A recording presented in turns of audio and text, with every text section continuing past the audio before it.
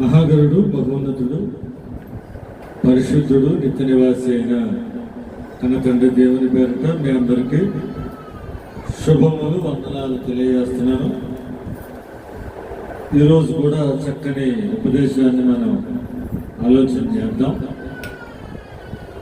ప్రసంగంలోకి వెళ్ళకముందు మీకు ఒక సంగతిని జ్ఞాపకం చేయాలి. ఏంటంటే బైబిల్ గ్రంథంలో బాగా శారీరకంగా, మానసికంగా వ్యాధికి గురైపోయి ఎన్నో బాధలు పడి చివరికి ఆ కుర్పుల్ని గోక్కోవటానికి కూడా శక్తి లేనంతగా అస్వస్థతకి లేదా రోగాలకి గురైన వ్యక్తి ఎవరనగానే మనం ఏమని చెప్తాం? యోబు. ఖచ్చితంగా యోబేనా? యోబంతటి వ్యాధి బాధ అనుభవించిన వాళ్ళు ఇంకెవరైనా ఉన్నారా బైబిల్? ఒకటి. ఇంకొకటి రెండోది ఏంటంటే మీరు చెప్పినట్టుగానే లాజరు కూడా అంత కష్టాన్ని పట్టాడు. ఆయన కూడా ఏమి సామాన్యమైన కష్టం ఏమి పడలేదు. కనుక యోబు అంటే వ్యాధి బాధల్లో ఎక్కువగా అనుభవించి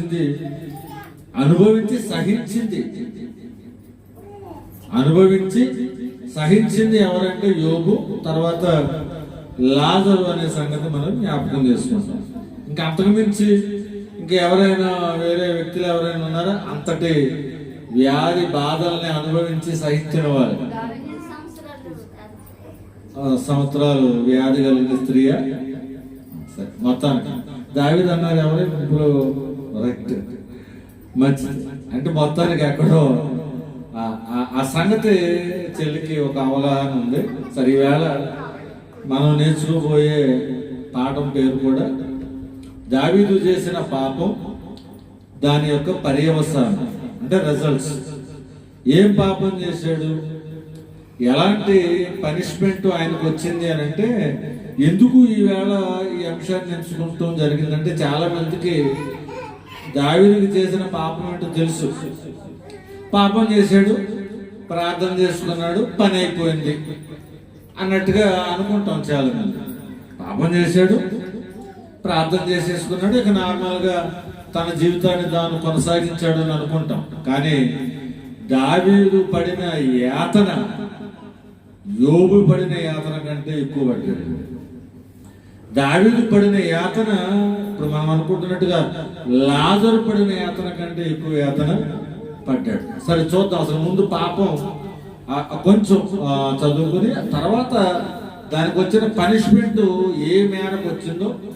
మరి ఈవేళ మనం కూడా ఏదైనా ఒక పాపమే కదా, చిన్నదే కదా, పెద్దదే కదా, ఏదో ఒకటి అనుకుంటాం. దావీదును క్షమించిన దేవుడు నన్ను క్షమించడా? మనోడికి ఏదో ఒక అలవాటు అయిపోయింది. అబ్రహామును దీవించిన దేవుడు నన్ను దీవించడా అంటే అబ్రహాం ఉన్న రోజులు వేరు, నువ్వున్న రోజులు వేరు. ఆయన తెలిసి తెలియని అమాయకపు రోజుల్లో ఉన్నాడు. ఇప్పుడు నీకు పక్కాగా నీకు బైబిల్ వచ్చేసి ఏది చేయాలి ఏది చేయకూడదు క్లియర్గా చెప్పేసిన తర్వాత ఆ రోజుల్లాగా మన వ్యవహారాలు ఏమి ఈ రోజున కుదరవు. ఆ రోజున దేవుడు ఆ అజ్ఞాన కాలంలో చూసి చూడనట్లుగా వదిలేశాడు అన్నట్టు. కానీ ఇప్పుడైతే అందరూ అంతటా దేవుని విధేయత కలిగి జీవించాలన్నమాట. సరే, ఒకసారి దావీదు చేసిన పాపానికి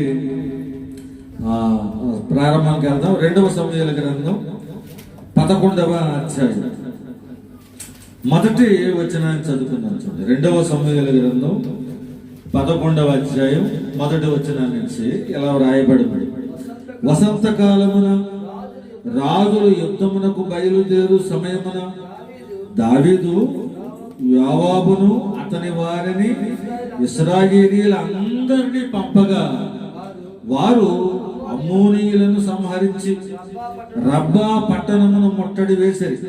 అయితే దావీదు యెరూషలేమునందు నిలిచెను. బాగా ఆలోచించాలి.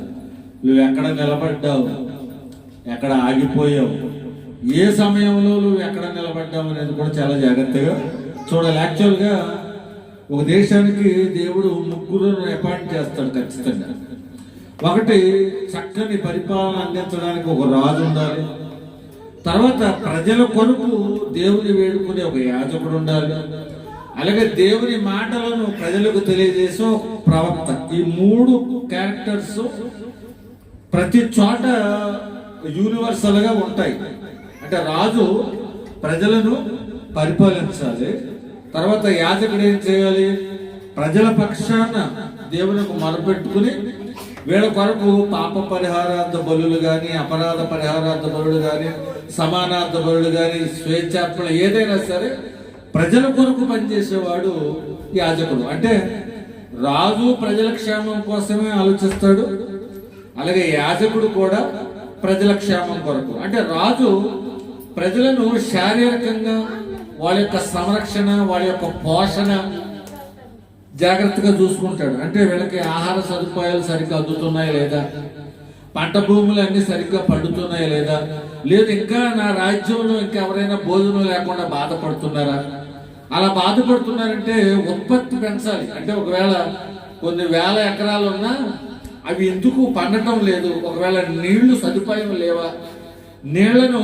ఆ పంట భూముల యొద్దకు తీసుకువెళ్ళి నీటి పారుదల వ్యవస్థను కూడా చూసుకుని చక్కగా అన్ని పంట భూములు పంటగలిగి తమ రాజ్యంలోని అందరూ ప్రజలందరూ సుభిక్షంగా సంతోషంగా మూడు పూటల చక్కని ఆహారాన్ని తెలగలిగిన వారిగా ఉన్నారా లేదా చూసుకుంటాడు. అంటే శారీరకమైన క్షేమాన్ని చూసుకునేవాడు రాజు. ఆత్మీయ క్షేమం యాజకుడు చూసుకుంటాడంటే ఒకవేళ చిన్నదో పెద్దదో పాపం చేసి దేవునికి దూరంగా వెళ్ళిపోతే కనుక అలా కాదులేనాయన, ఇదిగో రండి, దేవుడు మీ మీద జాలి పడతాడు, దేవుడి మీద మీ కరుణ చూపుతాడు, ఇదిగో పాప పరిహారాదిగా బలిగా దీన్ని అర్పించండి, లేదా అపరాధ పరిహారాది బలిగా దీన్ని అర్పించండి, మొత్తానికి మీ ఆత్మీయ స్థితి దేవునికి దూరం కాకుండా చూసుకోండి అనే గొప్ప సందేశాన్ని ఎవరిస్తారంటే యాజకుడు ఇస్తాడు. అంటే మొత్తానికి రాజు ప్రజల కోసమే పనిచేస్తాడు, యాజకుడు కూడా ప్రజల కోసమే పనిచేస్తాడు. మరి దేవుని కోసం ఎవరు పనిచేస్తాడంటే ప్రవక్త అనేవాడు దేవుని కొరకు పనిచేస్తాడంటే దేవుని మాట ప్రజలకు తెలియజేయడం కోసం అవసరమైతే తన ప్రాణాన్ని కూడా పణంగా పెట్టి దేవుని మాటను ఉన్నది ఉన్నట్టుగా చెప్పడానికి నియమింపబడిన వాడే ప్రవక్త. కనుక ప్రతి దేశానికి కూడా వీళ్ళ ముగ్గురు ఉండాలి. ఎవరు ముగ్గురు? రాజు, యాజకుడు, తర్వాత ప్రవక్త. ఇప్పుడు రాజు అనేవాడు ఏం చేయాలంటే ఇందాక మనం అనుకున్నట్టుగా వాళ్ళ కష్ట సుఖాలంటే చూడండి, ఇక్కడికి వచ్చేసండి 2వ సమూయేలు గ్రంథం. వసంతకాలమున రాజులు యుద్ధమునకు బయలుదేరు సమయమున అని. అంటే వసంతకాలం అంటే అటు ఎండాకాలం ముగిసిపోయి ఇటు వర్షాకాలం, ఇది కాకుండా చలికాలం, దాదాపుగా వర్షాలు ఏం పడకుండా ఎండ తీవ్రతరం లేకుండా చక్కగా అటు ఇటు కాకుండా ఒక యుద్ధానికి కానీ లేకపోతే ఒక సావధానంగా ఏదైనా కార్యక్రమం, మనం ఉపవాస కొడుకులు కూడా ఎప్పుడు పెట్టుకుంటాం, అయితే ఎండాకాలంలో పెట్టుకుంటాం, సెలవులు ఉంటాయి కనుక.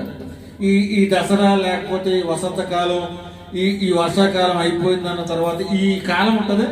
అంటే యుద్ధానికి అనుకూలమైన సమయం ఏది? వసంతకాలం అనేది. ఆ అనుకూలమైన సమయంలో రాజులు ఏం చేయాలంట? యుద్ధం చేసి తమకు శత్రువులుగా ఉన్న వారిని లేకుండా చూసుకోవాలి. వసంతకాలమైన రాజులు యుద్ధమునకు బయలుదేరు సమయమున దావీదు ఏం చేశాడట? యోవాబుకు పని పురమాకించాడట. యోవాబును అతని వారిని ఇశ్రాయేలు వారిని అందరినీ పంపగా వారు అమ్మోనీయులను సంహరించి రబ్బా పట్టణమును ముట్టడి వేశారు. అయితే దావీదు యెరూషలేమునందు నిలిచాడు. అంటే యుద్ధ రంగంలో ఉండాల్సిన దావీదు ఇంటి దగ్గర ఉన్నాడు. ఇందులో పెద్ద తప్పేముందండి? ఇప్పుడు అయితే యుద్ధ రంగంలో ఉండొచ్చు, లేదా ఇంటి దగ్గర ఉండొచ్చు. రాజుగారు ఆయన ఇష్టం అంటే రైటే, నువ్వు రాజు కాబట్టి ఉంటే ఎక్కడ ఉంటావు ఉండు, కానీ నువ్వు ఇంటి దగ్గర ఉండి ఉత్తరించింది ఏంటయ్యా అంటే నీ ప్రజలు శత్రువులతో పోరాటం చేస్తున్నప్పుడు ఒకవేళ ఆ యుద్ధ రంగంలో లేకపోయిన ప్రజల కోసం ఏం చేస్తూ ఉండొచ్చు? ప్రార్థన చేస్తూ ఉండొచ్చు. కానీ నేను ఎక్కడి నుంచి లేచాడట? పడక మీద నుంచి లేచాడట. చూడండి 2వ వచనంలో, ఒకనొక దినమున ప్రొద్దుగురుక్కు వేళ దావీదు పడక మీద నుండి లేచి రాజనగరి మిద్దె మీద నడుచుచు పైనుండి చూచుచుండగా స్నానము చేయ ఒక స్త్రీ కనబడింది. సరే, మొత్తానికి ఉండవలసిన చోట కాకుండా ఉండకూడని అంటే అంతఃపురంలోనే ఉండిపోయాడు. అంతఃపురంలో ఉండటం తప్పు కాదు, కానీ అంతఃపురంలో కూడా ఏం చేస్తూ ఉండొచ్చు అంటే ప్రార్థన చేస్తూ ఉండొచ్చు, లేకపోతే ఎంత సమాచారాన్ని తెలుసుకుంటూ ఉండొచ్చు. మెలకుగా ఉండి అన్ని విషయాలు చక్కదిద్దుతూ ఉండాల్సిన ఈయన ఆరాము పడుకున్నాడట. అప్పుడే లేచాడట పాపం. లేచి అక్కడ బత్షెబ అనే ఒక స్త్రీ స్నానం చేస్తుందట. ఆ స్నానం చేస్తున్న ఆవిడని చూసి ఈయన తప్పుడు ఆలోచన చేశాడు. ఇక్కడ చిన్న మాటలో మాట చెప్పేయాలి. ఎలాగంటే ఇప్పుడు అంతఃపురం ప్రక్కన ఒక చిన్న ప్రదేశంలో ఒక స్త్రీ ఓపెన్ గా స్నానం చేస్తుందని అనుకున్నప్పుడు రాజు యాక్చువల్గా ఏమవ్వాలంటే బాధపడాల్సిన పరిస్థితి. అయ్యో, నా రాజ్యంలో ఒక ఆడబిడ్డ స్నానం చేస్తుంటే కనీసం ఆవిడకి కాపుదల లేని ఏర్పాట్లో ఉందే అని బాధపడాల్సిన ఆయన మోహపు చూడటం మొదలుతాడు. తర్వాత ఆవిడ సంగతి కూడా ఆలోచిద్దాం. ఇక్కడ పదే దావీదు చేశాడు అంటే ఇప్పుడు చప్పట్లు ఒక చేతితో కొడితే సౌండ్ వస్తుందండి, సౌండ్ రాదు కదా, రెండు చేతులు కూడా తాగుతాం. ఇప్పుడు ఆవిడ పాయింట్ ఆఫ్ వ్యూలో చూద్దాం. ఇప్పుడు బత్షెబ గారు ఆయన పేరు ఏం పేరు? ఊరియా గారు. నాయన రాజుగారు అంతఃపురం అంత ఎత్తునుంది మన ఇంటి ప్రక్కన. అంతఃపురం మీద సైనికులేమో అటు ఇటు తిరుగుతూ ఉంటారు. అప్పుడప్పుడు రాజుగారు కూడా పెత్తనాలకు వస్తూ ఉంటాడు. నన్నేమో ఇక్కడ క్రింద పెట్టావు. ఇంత ఓపెన్ టాప్ ఈ బాత్రూమ్ లో ఒకవేళ ఎవరైనా ఆ పైన ఆ మేడ పైన సంచరిస్తే నేను కనపడే ప్రమాదం ఉంది కనుక ఈ పైన ఏదైనా కాస్తంత అడ్డుపెట్టు అంటే భర్త పెట్టడం. ఈవిడికి బుద్ధి లేదు. ఇప్పుడు దావీదు తప్పు చేసేసాడంటే కనపడకుండా ఒక ఆడబిడ్డ జాగ్రత్త పడగలిగితే అసలు ఈ తప్పే జరగదు కదా. అంటే తప్పు ఇప్పుడు ఎవరిలో జరిగిందంటారంటే ఒకవైపున దావీదు తప్పే, ఇది ఓపెన్ టాప్ లో ఉండగా నేను స్నానం చేస్తే ఎవరైనా చూస్తారేమో అని జాగ్రత్త లేకుండా ఈవిడ ఇష్టానుసారంగా స్నానం చేయడం కూడా తప్పు. భర్త చెప్తే చేయడం మంచోడు కాదు. ఊరే చాలా జాగ్రత్తలు తీసుకుంటాడు. సరేనమ్మా బాగానే చెప్పాం, సరే అంత ఎత్తున అంతఃపురం ఉందా, లేకపోతే ఈ సైడ్ ఈ బిల్డింగ్ ఉంది కనుక నువ్వు అన్నట్టుగానే ఈ పైన కూడా నేను ఎవరికి కనపడకుండా నేను జాగ్రత్త చేస్తానని ఏదో వస్త్రం కడతాడో లేకపోతే తాటాకులు వేస్తాడు, మొత్తానికి ఏదో రూఫింగ్ ఏదో ఏర్పాటు చేస్తాడు. ఈవిడు కూడా అదే టైంలో ఒకవేళ నిజంగా నీకు ఆ పైన ఏమీ రక్షణ లేదనుకోండి, అసలు యాక్చువల్గా అప్పుడు ఏ సమయంలో చేయాలి? చీకటి పడిపోయిన తర్వాత ఎవరికి కనబడను అనుకునే సమయంలో చేయాల్సిన ఒక ఆడబిడ్డ సాయంకాలం పూట వెలుతురు బాగా ఉండగా ఆ పైన ఎటువంటి కాపుదల లేని స్థలాన్న స్నానం చేస్తే ఎవరైనా చూస్తారనే జాగ్రత్త ఆడబిడ్డకు ఉండాలో ఉండట్లేదు. ఆడబిడ్డకు కూడా ఉండాలి. కనుక దావీదు విషయంలో జరిగిన తప్పులో దావీదు ఎంతైతే తప్పు ఉందో బత్షెబది కూడా అంతే తప్పు. పైగా దావీదు గారు కౌలు పంపారట, ఎవరావిడ తెలుసుకోండి అంటే పలానా నీ దగ్గర పనిచేసే ఆయన ఊరియా భార్య, తర్వాత ఎలీయాబు భార్య అని చెప్తారు. సరే, నా దగ్గర పనిచేసే ఒక ఉద్యోగి భార్య అని తెలుసుకున్నప్పటికీ కూడా ఆ భార్యను కూడా ఏదో తప్పుకి అతడు పిలిచి పాపం చేస్తాడు. పాపం చేస్తే నిన్ను ఎగరేసుకుని ఆయన పిలిస్తే నిన్ను ఎవరు ఎగరేసుకుని రమ్మన్నాడు? నా భర్త ఇంటిగా లేడు, యుద్ధంలో ఉన్నాడు కదా, మీకు తెలుసు కదా, నన్ను ఈ సమయంలో మీరెందుకు పిలిపించారు అనొచ్చు. లేదు, ఒకవేళ రాజు కనుక రాజాజ్ఞకి ఎవరైనా తలంచక తప్పదు కనుక రాజుగారు కబురు పంపిన తర్వాత నేను రాను అంటే కుదురుతుందా? రావాలి ఖచ్చితంగా. వచ్చిన ఆవిడ ఒకవేళ సరే రాజాజ్ఞను కాదని లేకుండా వచ్చింది. వచ్చినప్పుడు ఈ రాజు తప్పుగా ప్రవర్తిస్తున్నప్పుడు ఆవిడ ఏమైనా కేకలేసి తప్పండి రాజుగారు మీరు ఇలా చేసి ఉండకూడదు అని పారిపోయిందా? లేదు, ఈవిడ కూడా జాగ్రత్తగానే కమిట్ అయిపోయింది. ఇద్దరు కలిపి ఏకమైపోయి ఏం చేశారంటే ఈ ఊరియా అనే తన భర్తకి చావుకి కారణమయ్యారు. ఇది పాపం. అంతకు మించి ఇంకెక్కువ డీటెయిల్స్ ఏమొద్దు. మొత్తాన్ని పాపం జరిగిందన్న సంగతి అందరికీ తెలుసు. ఇప్పుడు ఇంక లేదు అలా కాదని ఇంకా ఏమైనా సీన్ బై సీన్ చెప్పాం అనుకోండి, ఇప్పుడు పశ్చాత్తాపానికి బదులు ఎంత బాగా చేశాడో దావీదు ఆ సీన్ ఎలా ఉంటుంది అంటారో అని మీరు మళ్ళీ తప్పుడుగా ఆలోచించే ప్రమాదం ఉంది కనుక ఎక్కువ పాపాన్ని గురించి మనం ఎక్కువగా మాట్లాడవలసిన అవసరం లేదు. సరే, తన భర్తనైతే ఊరియానైతే ఒక సేవకుడు అందిస్తే గిన్నెని రాజు తీసుకోవాల్సిన వాడు సేవకుడికే రాజుగారి గిన్నె అందించే పరిస్థితి వచ్చింది. ఎందుకు? ఈయన చేసిన తప్పుని నాయన నువ్వు ఇంటికెళ్ళి రెస్ట్ తీసుకో, నువ్వు వెళ్ళి కాస్తంతా యుద్ధంలో నుంచి పిలిపించేశాడు. యుద్ధంలో పిలిపించేసి ఈవిడ ఇప్పుడు తప్పు ద్వారా వచ్చిన ఆ గర్భం ఏదైతే ఉందో ఆ తన భర్త యొక్క పేరిట రికార్డ్ చేయించేద్దామని ఏం చేశాడంటే యుద్ధం నుంచి రప్పించేసి నువ్వు జాడ ఇంటికెళ్ళి రెస్ట్ తీసుకోమంటున్నాడు. ఎందుకు రెస్ట్ తీసుకోమంటున్నాడు అంటే ఒకవేళ ఈ సైనికుడి ఇంటికి వెళ్ళి ఒకవేళ భార్యతో సంసారం చేస్తే గనక ఇప్పుడు ఆ వచ్చిన గర్భం ఎవరి అకౌంట్లో వేసేద్దామని భర్త అకౌంట్లోనే నువ్వే కాపురం చేశావు కాబట్టి అతడు నీ బిడ్డే అని ఆ భర్త పేరుకు వచ్చేస్తుందని. ఆయన ఎంత నీతిమంతుడు అంటే ఎవరు? ఊరియా. నా ప్రజలందరూ యుద్ధంలో పడి అక్కడ ఉంటే నేను వెళ్ళి సంసారం చేసి నేను సుఖం పొందడానికి నేనెత్తడు అంటే అసలు నేను వెళ్ళమంటాడు. అప్పుడు కనీసం ఒట్టినే చెప్తే ఇతడు వింటం లేదు. కనీసం ద్రాక్షారసమైనా ఇచ్చి ఇతన్ని ఏమైనా మైమరుపుగా పంపించేద్దామంటే ద్రాక్షారసం తాగినా కానీ అసలు వెళ్ళే ప్రసక్తే లేదు. చివరికి ఇతని చేతే ఒక ఉత్తరం పంపించి అది యుద్ధము మోపుగా జరుగుతున్న తాట ఈ ఊరియాని నిలబెట్టి అటాక్ చేపించి అతడు చనిపోవటానికి కారకుడు అని అదిగో ఆ యోవాబుకు ఉత్తరం రాసి పంపుతాడు. ఆ ఉత్తరాన్ని కూడా ఈయనే తీసుకెళ్తాడండి. ఈయనకి తెలియదు పాపం. అంటే ఈయన చావుకి ప్రేరేపింపబడిన ఉత్తరాన్ని ఊరియా తీసుకెళ్ళాడు. చివరికి రాజు ఈ సైన్యాధిపతి యోవాబు ఏకమైపోయి ఏం చేశారంటే ఒక మంచి వ్యక్తిని, నమ్మకమైన వ్యక్తి చావుకు కారణమయ్యారు. అంటే ఏం చేశారంటే మొత్తానికి చనిపోయాడు. ఎవరు? ఊరియా చనిపోయాడు. ఇది పాపం. ఎన్ని పాపాలు జరిగినాయి ఇందులో? ఏమేమి పాపాలు అంటారు? ఒకటి మోహపు చూపు, 2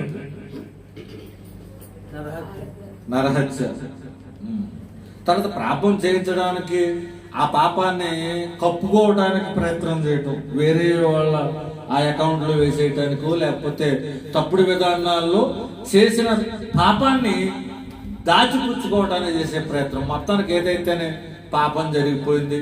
చాలా తర్వాత ప్రవక్త వస్తాడు. తర్వాత ప్రవక్తకి ఒక ఎగ్జాంపుల్ చెప్తాడు.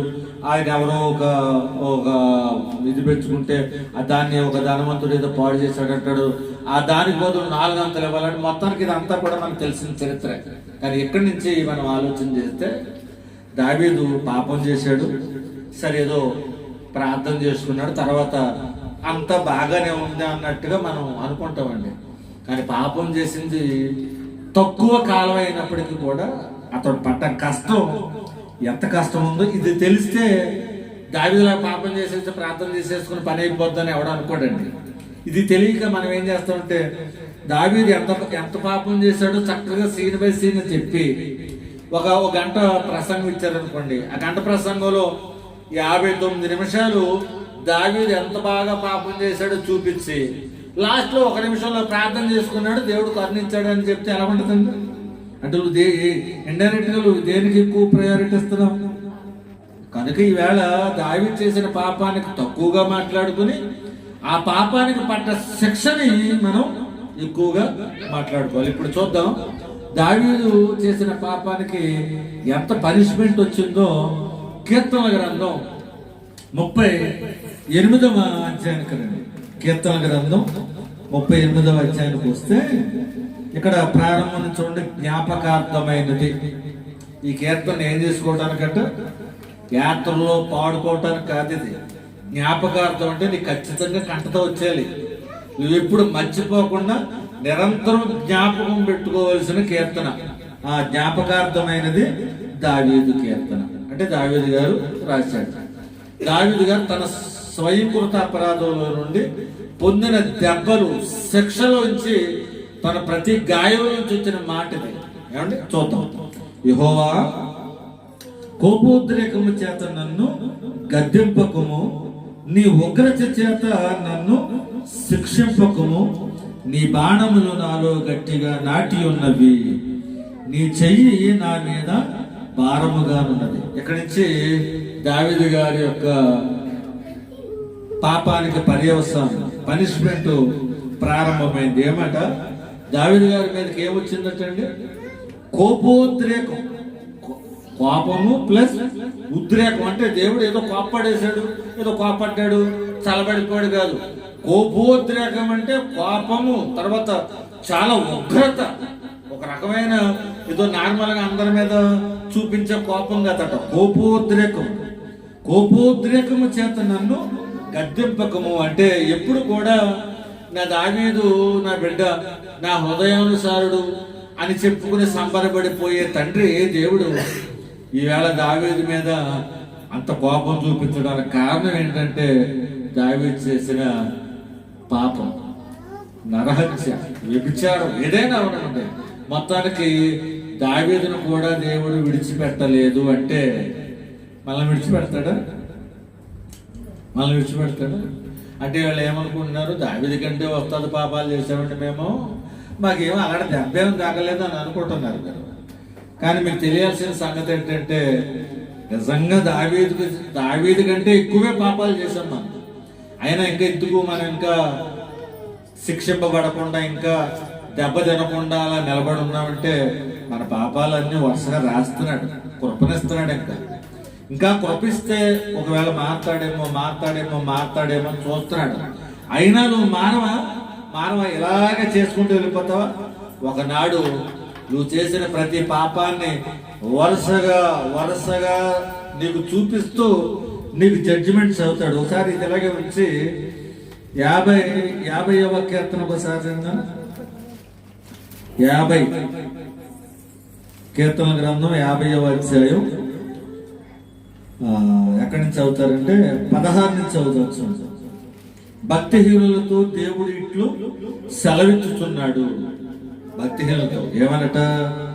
నా కట్టడలను వివరించుటకు నీకేమి పని? ఇప్పుడు వీడేమో భక్తిహీనుడట. భక్తిహీనుడై ఉండి కూడా వీడు ఏం చేస్తాడట? చేయాల్సిన భక్తిహీనమైన పనులన్నీ చేసేసి దేవుని కట్టడలు మాత్రమే ఎలా ఉండాలి, ఓ సైనికుడు ఎలా ఉండాలి, ఓ రాజు ఎలా ఉండాలి, ఓ ప్రవక్త ఎలా ఉండాలి అని దేవుని కట్టడలు మాత్రం చక్కగా వల్లి వేసేస్తున్నాడట. అంటే హృదయం దేవునికి దూరంగా ఉంది, నోటి మాట మాత్రం చాలా చక్కని ఉపదేశాలు చెప్తున్నాడట. అందుకని అంటున్నాడు, నా కట్టడలు వివరించడానికి నీకేమి పని? అసలు నీ హృదయం బాగోలేదు కదా, అలాంటి పాడైపోయిన హృదయం పెట్టుకుని నా కట్టడం గురించి మాట్లాడతావేంటి? మా పైకి ఇంకేమంటున్నాడు, నా నిబంధన నీ నోట వచించదవేమి అంటున్నాడు. అంటే నీ హృదయం బాగోలేనప్పుడు, నీ హృదయ ఆత్మీయ పరిస్థితి బాగోలేనప్పుడు అసలు దేవుని మాట గాని దేవుని నిబంధన గాని మాట్లాడటానికి మనకు హక్కు లేదు. అర్థమవుతుందా? కానీ వీళ్ళు ఏం చేస్తాడట? ఇక్కడ భక్తిహీనుడు దేవుని నిబంధన కూడా చెప్పేస్తాడట. అంటే నిబంధనలో మంచి ఎక్స్పర్ట్ ఈయన. అంటే ధర్మశాస్త్రంలో ఎక్స్పర్ట్, మంచి పాండిత్యం ఉంది. కానీ అక్షరాల్లోనే ఉంచాడు తప్ప ఆ ఆజ్ఞలు కానీ ఆ మంచి మాటలు కానీ తన హృదయంలోకి రానివ్వట్లేదు. ముందుకి చెప్పడానికి, ఎతటి వారిని కట్టడి చేయడానికి మాత్రం ఆ ధర్మశాస్త్రాన్ని కానీ ఆ నిబంధన కానీ మాట్లాడుతున్నాడు. అప్పుడు అట్లాంటికి ఎంతకు వచ్చేటప్పటికి ఇంకా నువ్వు చేసే తప్పులు ఏంటంటే దిద్దుబాటు నీకు అసహ్యము కదా, నీవు నా మాటలను నీ వెనుకకు తులసివేసేదవు. యాక్చువల్గా ఇది ఆసాపు కీర్తన. కానీ ఆసాపు కూడా రాస్తున్నాడు. ఎవరో ఒక భక్తిహీనుడు ఉన్నాడు. భక్తిహీనుడు అయ్యుండి కూడా వాడు ఏం చేస్తాడంటే దేవుని బిడ్డగా బిల్డప్ చేస్తున్నాడు. బాగా ఆలోచించండి. ఇప్పుడు దావీదు కూడా ఎలాగే ఉన్నాడు ఈ కండిషన్ లో? చాలా పాపాలు చేశాడు. లోన వ్యభిచారమే కాదు, నరహత్య, మొత్తం కోల్డ్ బ్లడెడ్ మర్డర్ అంటారు. అంటే ఇది ఆవేశపడిపోయి చేసేసిన హత్య కాదండి. చాలా ప్రీ ప్లాన్డ్ గా ఒక పథకం ప్రకారంగా ప్లాన్ చేసి ప్రణాళిక చేసి చంపేసిన హత్య. ఏ క్షణాన్ని కూడా అయ్యో నేను ఈ మంచి బిడ్డను చంపేద్దాం, నేను చంపించడానికి ఆలోచన చేస్తున్నాను, ఒక రాజునై ఉండి కాపాడగలిగిన స్థాయిలో ఉన్న వాడిని నేను పాడు చేసేస్తున్నాను, చంపేస్తున్నాననే ఆ కరుణ కొద్ది మాత్రం కూడా రాలేదా నీకు? అయితే దేవుడు కూడా అలాంటి హృదయంతో నీకు తీర్పుని రాస్తాడు. అర్థమైందా? అందుకని అంటున్నాడు ఇక్కడ కిందకు వచ్చేటప్పటికి, దిద్దుబాటు నీకు అసహ్యము కదా, నీవు నా మాటలు నీ వెనుకకు త్రోసివేసదవు, నీవు దొంగను చూసినప్పుడు వానితో ఏకీభవించదవు, వ్యభిచారులతో నీవు సాంగత్యము చేసేదవు, కీడు చేయవలనని నీ నోరు తెరచుచున్నావు, నీ నాలుక కపటము కల్పించుచున్నది, నీవు కూర్చుండి నీ సహోదరుని మీద కొండెములు చెప్పుచున్నావు. మీరు కూడా ఉన్నారా కొండలు చెప్పుకునేవాళ్ళు? అది అలాగా, వీడు ఎలాగా, వాడు అలాగంట, ఇది ఎలాగంట, అదేదోనంట, ఇదేదోనంట చెప్పుకుంటారమ్మా. అసలు ఇది లేకపోతే మనకు టైంపాస్ ఎక్కడ అవుతుంది? ఇది కూడా పాపమే.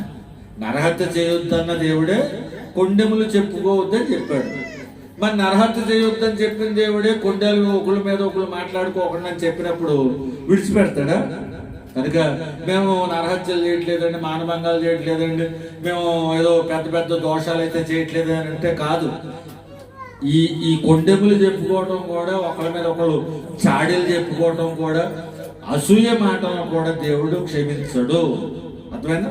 ఒకరి మీద ఒకరు కొండెములు చెప్పుతున్నాము, నీ తల్లి కుమారుల మీద అపనిందలు మోపుతున్నా, అంటే సహోదరుల మీదే, ఒక కడుపున పుట్టిన పిల్లలే, ఒక కడుపున పుట్టిన పిల్లల మీదే వీళ్ళు ఏం చేసుకుంటున్నారట? కపటములు, అబద్ధాలు, అపనిందలు మోపుకుంటున్నారట. ఇట్టి పనులు నీవు చేసినను నేను మౌనినై ఉంటిని.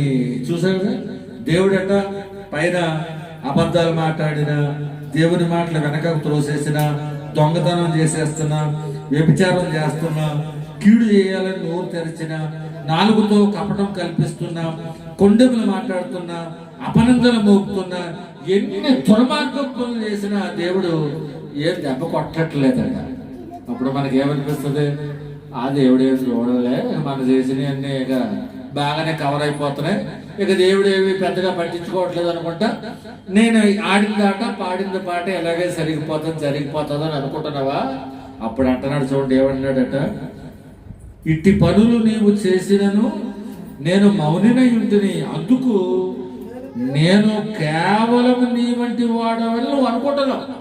ఆ దేవుడు కూడా అలాంటివాడేరా, మర్చిపోతాడు, ఎన్నని జ్ఞాపకం పెట్టుకుంటాడు, మర్చిపోయి ఉంటాడు. నేను చేసిన పాపాల లిస్టు చూస్తే చాలా పొడుగుంది కానీ అవన్నీ మర్చిపోయి ఉంటాడు. మళ్ళాటోడే ఆయన కూడా అని అనుకుంటున్నాడట. ఈ మాట కూడా చెప్తున్నాడు, నీవు నాలాంటి వాడివే అని అనుకుంటున్నావు, కానీ ఇక్కడ ఏం చేస్తాను నేను? దేవుని అయితే నీ కన్నుల ఎదుట ఈ సంగతులను నేను వరుసగా ఉంచి నిన్ను గద్దించుతున్నాను అంటున్నాడు. కనుక ఈవేళ మనం ఏదో చేస్తున్నాం, దీనికి దేవుడే పట్టించుకోవటం లేదు, చిన్నది చేసినా పెద్దది చేసినా దేవుని ద్వారా నాకు శిక్ష రావటం లేదు అని అనుకోవద్దు. ఎందుకంటే ఇంకా నీకు సమయం ఇస్తున్నాడు, ఇంకా మారాలని, ఇంకా మార్పు చెందాలని. నేను వెంటనే కొట్టొచ్చు, నువ్వు తప్పు చేసినప్పుడు వెంటనే దేవుడికి బుద్ధి చెప్పొచ్చు. అయినా ఒక తండ్రి బిడ్డ మీద కరుణ చూపినట్టుగా ఆయన ఏం చేస్తాడంటే, ఇంకా మారుతాడేమో బిడ్డ, ఇంకా మారుతాడేమో బిడ్డ, ఇంకా మారుతాడేమో బిడ్డ అని ఆయన ఇంకా టైం ఇస్తుంటే మనమేమనుకుంటున్నాం? ఇంకా మనల్ని ఏం చేయట్లేదు, ఇంకా దేవుడు పట్టించుకోవట్లేదు, నేను చేసిన పని ఆయనకి బాగానే నచ్చుతుందేమో అనుకుని తప్పు మీద తప్పు, తప్పు మీద తప్పు, తప్పు మీద తప్పు చేసుకుంటూ ముందుకు వెళ్ళిపోతున్నాం. కానీ అంటున్నాడు దేవుడు, జాగ్రత్త, ఇట్టి పనులు నీవు చేసినను నేను మౌనినై ఉంటుని, అందుకు నేను కేవలం నీ వంటి వాడనని నువ్వు అనుకుంటున్నావేమో అని చెప్తున్నాడు. అయితే నీ కన్నుల ఎదుట ఈ సంగతులను నేను వరుసగా ఉంచి, వరుసగా అంటే అర్థం ఏంటి? నువ్వు ప్రొద్దులో పాపం చేసావు అనుకోండి, ఆ డేట్కి ఆ టైంకి ఆ పాపం రికార్డెడ్ అవుతుంది దేవుని దగ్గర. అలాగా ఏ పాపమైతే, ఏ రోజునైతే ఏ పాపమైతే చేసావో, ఏ మాట అయితే మాట్లాడావో, నువ్వు మాట్లాడిన ప్రతి మాట, చేసిన ప్రతి పని, చేసిన ప్రతి ఆలోచన కూడా దేవుడు ఏం చేస్తున్నాడంటే రికార్డ్ చేస్తున్నాడు. ఆ రికార్డ్ చేస్తే చూడండి, మనకి రీల్ బై రీలు, ఒకటో రీలు, రెండో రీలు ఎలాగైతే వస్తుందో, నువ్వు చేసిన ప్రతి పాపం ఎక్కడ కూడా ఒక్క సెకండ్ కూడా మిస్ అవ్వకుండా చక్కగా వరుసగా చూపిస్తాడట. అప్పుడు చూడండి మళ్ళీ ఏమంటున్నాడు? అయితే నీ కన్నుల ఎదుట ఈ సంగతులను నేను వరుసగా ఉంచి నిన్ను గద్దిస్తాను. అదేంటి, నేను మరి గద్దించేటప్పుడు మరి చేసిన వెంటనే కొట్టేయచ్చు కదండి. ప్రేమ చొప్పున మనల్ని వెంటనే, మనం తప్పు చేసినప్పుడు ఎలా కొట్టాలంటే అసలు మనం ఆయన దెబ్బలకు తట్టుకునే పరిస్థితి లేదు. ఎందుకంటే ప్రొద్దుట లేచిన దగ్గర నుంచి ఏదో ఒకటి చిన్నదో పెద్దదో, ఒక అబద్ధమో, ఒక కోపము, ఒక అసూయో, ఒక అపనిందో, ఎవరి మీద చాడీలు చెప్పుకోవటము, ఎవరైనా బాగుంటే వారవలేదనమో ఉంటుందా లేదంటారా? కానీ దేవుడు ఇంకా నా బిడ్డ మారుతాడు, ఇంకా నా బిడ్డ మారుతాడని అతనికి సమయం ఇస్తున్నాడు. అలాగే దావీదు కూడా ఇచ్చే ఉంటాడండి, కానీ ఈయన మారటానికి ప్రయత్నం చేయట్లేదు. ఇప్పుడు ఇక్కడికి వచ్చేసాడు. ఎక్కడికి? 38వ కీర్తన మొదటి, యెహోవా కోపోద్రేకము చేత నన్ను గద్దెంపకు. అంటే వెయిట్ చేశాడు, ఒకవేళ ఒప్పుకుంటాడేమో, ఆ ప్రవక్త వెళ్ళి చెప్పినప్పుడైనా ఒప్పుకుంటాడేమో, పశ్చాత్తాపడతాడేమో అనుకుంటే ఇక నెమ్మదిగా తప్పు ప్రొలాంగ్ అవుతుంది తప్ప తగ్గించే ఆ పశ్చాత్తాపైతే హృదయంలో ఇంకేమి కలగట్లేదు. ఎందుకంటే దేవుడు పశ్చాత్తాపడితే ఎంత పాపాన్నైనా క్షమించగలడు. ఆయన క్షమించలేని పాపం అంటే ఏది లేదు. అయినా నువ్వు ఒక దెబ్బ తింటేనే కానీ పశ్చాత్తాపనకు రావా? తప్పనిసరి పరిస్థితుల్లో ఆయనకి ఇష్టం లేకపోయినా, ఆయన నిన్ను కొట్టలేకైనా ఒక బిడ్డను ఏం చేస్తాడంటే చూడ, మన పిల్లలు వాడు దారి తప్పిపోతున్నప్పుడు కోపంతో కొట్టినప్పుడు అనిపించినా మనకు బాధ ఉండదండి. అదే నా బిడ్డని కొట్టవలసి వస్తుంది, ఈవేళ నా బిడ్డని ఈవేళ తిట్టాల్సి వస్తుందని బాధ ఉండదా? అలాగే దేవుడు కూడా దావీదు మీద ప్రేమ ఉంది, అట్ ద సేమ్ టైం దావీదుని సరైన మార్గంలో పెట్టుకోవాల్సిన ఉద్దేశం కూడా ఉంది. అందుకనే కోపడుతున్నాడు దేవుడు. నీ కోపోద్రేకము చేత నన్ను గద్దింపకము, నీ ఉగ్రత చేత నన్ను శిక్షింపక. అంటే దావీదు గారి మీదకి ఏమొచ్చిందట? దేవుని యొక్క కోపోద్రేకం వచ్చింది, తర్వాత దేవుని యొక్క ఉగ్రత కూడా వచ్చింది. ఆ ఉగ్రత వల్ల దావీదుకి ఏమొచ్చిందంటే శిక్ష. ఇంకొక మాట కూడా మీరు ఆలోచన చేయాలండి. దేవుడు తన బిడ్డల్ని శిక్షిస్తున్నాడు అంటే అది కేవలం పనిష్మెంట్ అని అనుకోకండి. శిక్ష వేరు, శిక్షణ వేరు. అంటే నువ్వు మారుమనసు పొందాలని, పశ్చాత్తాపడాలని నిన్ను ఆ శిక్షలో నడిపిస్తున్నాడు తప్ప నువ్వు నిజంగా నాశనం అయిపోవాలని కాదండి. కనుక దేవుడు విధించే ప్రతి దెబ్బ, అలాగే మన మీద కొట్టే ప్రతి దెబ్బ ప్రేమతో మనం ఆయన మార్గంలోకి రావాలనే తప్ప వీడిని ఏమంటే ఇలాగ నశింపు చేసేద్దాం, వీడిని ఏదో చంపేద్దాం, వీడు లేకుండా చేద్దాం అనుకునే ఉద్దేశం దేవునికి ఎప్పుడు ఉండదు. సరే అంటున్నాడు, నీ ఉగ్రత చేత నన్ను శిక్షింపకము, నీ బాణములు నాలో గట్టిగా నాటి ఉన్నవి అన్నాడు. అంటే బాణములు అంటే ఏదో నిజంగానే బాణాలు తీసి కొట్టాడేటంటే దేవుడు, ఆ పైనుంచి ఎక్కడేస్తాడు బాణం అంటే అది కాదండి. దేవుని యొక్క మాట కానీ, దేవుని యొక్క ఆజ్ఞలు కానీ. ఇప్పుడు చూడండి, రోజు పాపం చేయకముందు మనం పడుకునే ముందు ధైర్యంగా హృదయం నిండా ఆనందం, ఒక ధైర్యం, నీతిమంతులు సింహముల వలె ధైర్యంగా ఉందని అంటారే, అంత ధైర్యంగా నిద్రపోతామండి. కానీ అదే మనం పాపం చేసామనుకోండి, అంత ధైర్యంగా నిద్రపోగలమంటారా? భయం ఉంటుంది. అరే నేను పాపం చేసేసానే, అయ్యో నేను తప్పు చేసేసానే, ఈ పాపంలోనే ఉండి నేను చచ్చిపోయాను అనుకో, అనవసరంగా నరకానికి వెళ్ళిపోవాలి అనే భయం ఉంటుంది. ఆ భయం, అలాంటి భయాలు ఒక రకమైన ఇన్ఫీరియారిటీ కాంప్లెక్స్ అంటారు, ఆత్మ న్యూనత భావం అంటారు. అంటే తప్పు చేసేసాను అనే భావం బాణం కంటే లోతుగా గుచ్చుకుంటుందండి. ఇదే తప్పు, ఇదే ఫీలింగ్ ఒకవైపున పేతురు గారికి వచ్చింది, ఒకవైపున ఇస్కరియోతు యోధా కూడా వచ్చింది. వీళ్ళిద్దరూ తప్పులు చేశారు, చేయలేదా? పేతురు తప్పు చేశాడు, చేయలేదంటే పేతురు తప్పు చేశాడు. ఇస్కరియోతు యోధాని యేసుని అమ్మేసుకున్నాడు, డబ్బులకు అమ్మేసుకున్నాడు. పేతురు గారేమో అసలు ఆయన ఎవడో నాకు తెలియదు అనేసాడు. ఇద్దరు తప్పు చేశారు. కానీ పేతురు గారు పశ్చాత్తాపడి ప్రభు దగ్గరకు వచ్చి క్షమాపణ వేడుకున్నాడు. కానీ ఇస్కరియోతు యోధ ఆ ప్రికింగ్ ఉంటుందండి, ఒక ఆత్మ నిన్ను గుచ్చుతూ ఉంటుంది. ఆ గుచ్చుడికి తట్టుకోలేక నేను ఇంకా బ్రతికి బట్టకట్టలేదు అనుకున్నాడు, వెళ్ళి ఆత్మహత్య చేసుకుని చచ్చిపోయాడు. కానీ ఈ దావీదు గారు కానీ, పేతురు కానీ దోషం చేసినా, తప్పు చేసినా, వీళ్ళు చేసిన మంచి పని ఏంటంటే, అంత తప్పులో కూడా అన్ని పాపాలు చేసినా వీళ్ళు చేసిన మంచి పని ఏంటంటే, నా దేవుడు నన్ను రక్షిస్తాడు, ఆయన శరణ వేడుకోవాలని రావటమే వీళ్ళు చేసిన మంచి పని. అలాగే మనం కూడా ఎన్నో పాపాలు చేసేసాం, దేవుడికి చాలా దూరం వెళ్ళిపోయాం. నాలాంటి వాళ్ళు కూడా దేవుడికి క్షమిస్తాడు అని అనుకోకండి. మీరు నిజంగా మీరు ఎన్ని పాపాలు చేసినా, మీరు ఎంత ఇంటర్నేషనల్ క్రైమ్స్ చేసినా దేవుడు క్షమించలేనంత పాపం అయితే మనం ఏమి చేయలేము. ఆయన క్షమిస్తాడు. కానీ మనం చేయాల్సింది ఏంటంటే ఖచ్చితంగా మన పాపాలను ఒప్పుకొని వాటిని విడిచిపెట్టాలి. సరే, ఇప్పుడు ఈ బాణాలట దావీదులో గట్టిగా నాటబడి ఉన్నాయట. నాటబడి ఉన్నాయి అనే మాటకు అర్థం ఏంటి? బాణం గుచ్చుకున్న తర్వాత కష్టమో నష్టమో బయటకు వచ్చేస్తుంది అనుకోండి, కొద్ది రోజులు లేకపోతే కొద్దిసేపు నొప్పి ఉంటుంది. కానీ దావీదు గారికి గుచ్చుకున్న బాణాలు నాటబడి ఉన్నామంటే అది తీయటానికి లేదు, కూర్చటానికి లేదు. అర్థమైందా? ఇప్పుడు బాణం గుచ్చుకున్న తర్వాత పైన కట్ అయిపోయింది అనుకోండి, ఆ పొల మొక్క పైన ఉన్న ఆ లోనకున్న దిగిపోయింది కాకుండా పైన ఉన్నది విరిగిపోతే ఏమవుతుంది? ఇంకా బాగా నువ్వు తీయటానికి కూడా లేదు, మళ్ళీ నువ్వు ఓపెన్ చేస్తాను కానీ పని అవ్వదు.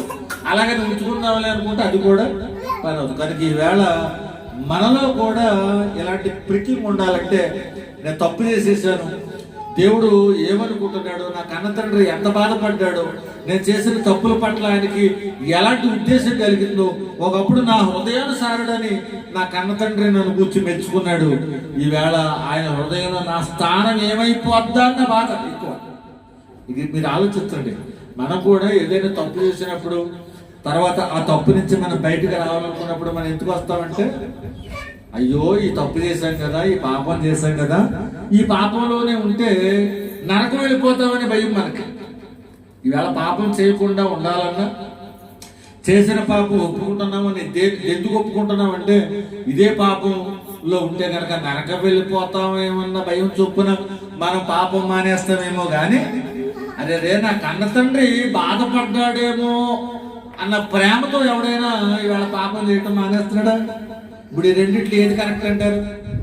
ఒకవేళ నేను పాపం చేస్తే నన్ను నరకాన పంపుతాడు దేవుడు అనుకుని పాపం చేయటం మానేయటం కరెక్టా?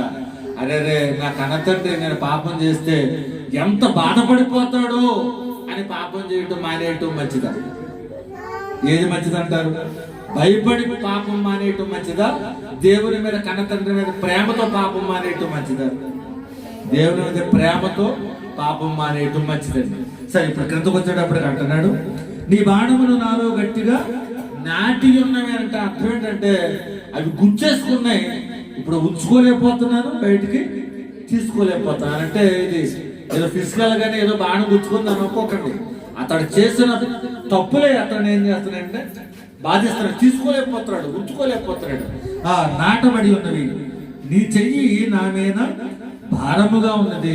ఏమంటే దేవుడి హస్తం ఒక మనిషి మీద ఉండాలి అంటే కనుక, ఒక ఆకాశంలో దేవుని హస్తం కనిపించిందంటే ఆశీర్వాదానికి సాదృశ్యం. లేదా ఒక వర్షం లేని చోట ఒక హస్తం అంటే ఒక చిన్న మేఘం కనిపించిందంటే చెప్తాడు ప్రవక్త, అదిగో మేఘం కనిపిస్తుంది, వర్షం వస్తుంది వెళ్ళు అంటాడు.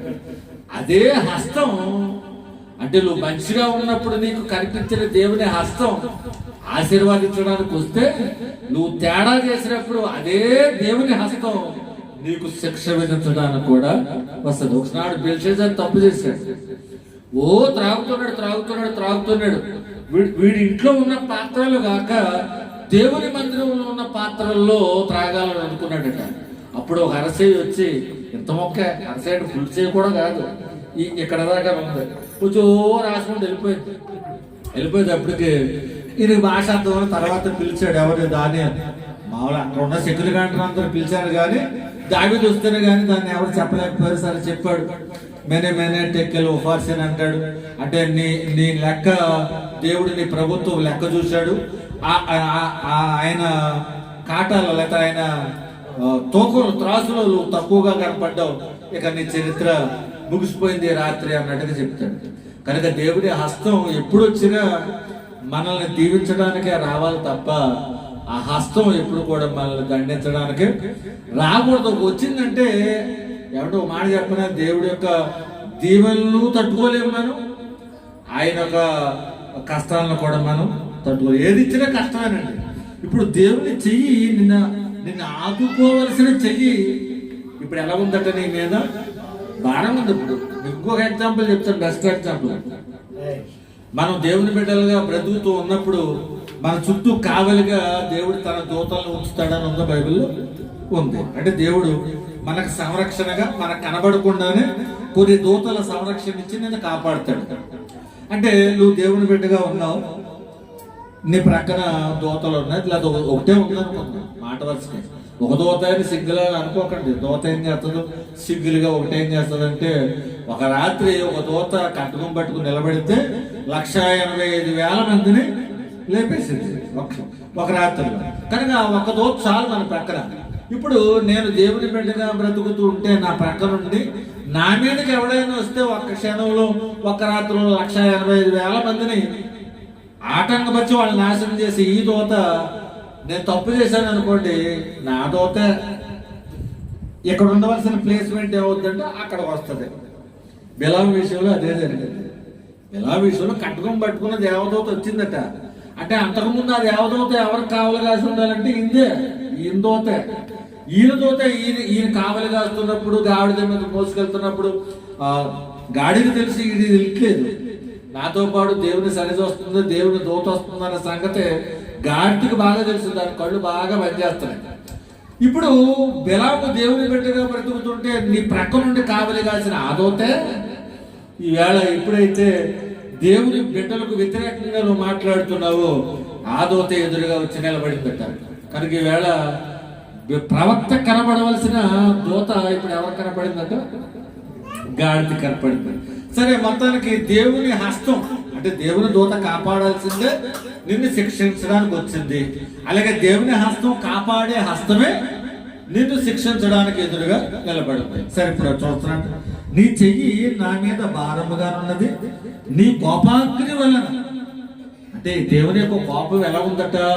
అగ్నిలా ఉందటండి, కాల్చేస్తుందట. నీ కోపాగ్ని వలన ఆరోగ్యము నా శరీరమును విడిచిపోయేను. వెళ్ళిపోయింది ఆరోగ్యం. ఒకప్పుడు గొలియాతును కొట్టిన బలం లేదు. గొలియాతును దేంతో కొట్టాడటండి? వర్షాలతో కొట్టాడు. వర్షాల్లో ఏం పెట్టాడు? రాయి పెట్టి కొట్టాడు. అదే గొలియాతును రాయితో చంపేశాడు దావీదు. గొలియాతును దేంతో చెప్పాడు? కత్తో చెప్పాడు. మరి రాయితో కొట్టాడు.